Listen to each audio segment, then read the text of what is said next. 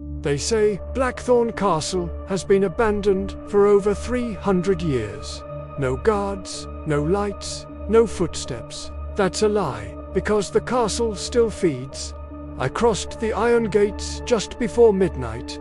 The moon hung low, red, like it had been bruised. The doors were already open. I never touched them. Inside, the air was warm, too warm for stone that hadn't felt fire in centuries. Candles lined the hall, freshly lit, wax still dripping.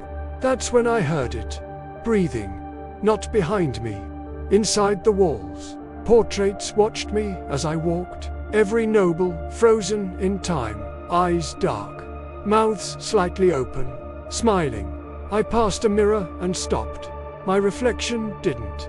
It blinked a second too late.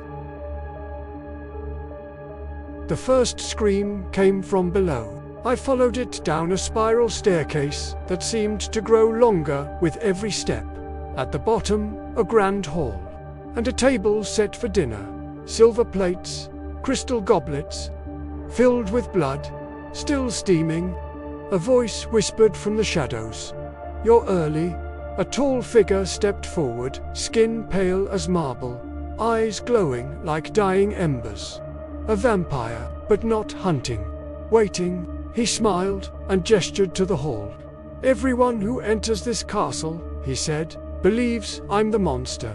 The candles went out.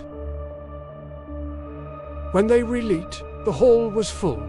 Hundreds of people stood silently around me, frozen, drained, their mouths open, mid-scream. The vampire leaned close. They never notice the real curse. The walls began to pulse, slow, wet, like veins. Suddenly, the portraits started screaming. Blood poured from their eyes. Hands burst from the walls, grabbing my arms, my legs. I fought free and ran. The doors slammed shut. The floor beneath me cracked open, and I fell. I woke up in a coffin, nailed shut.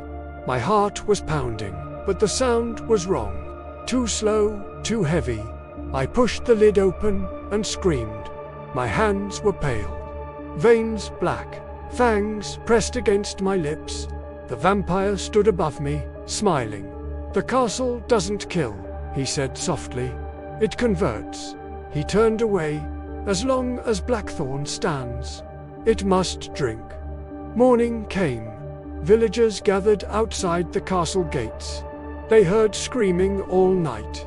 But when the doors opened, only one figure stepped out. Me, smiling and hungry.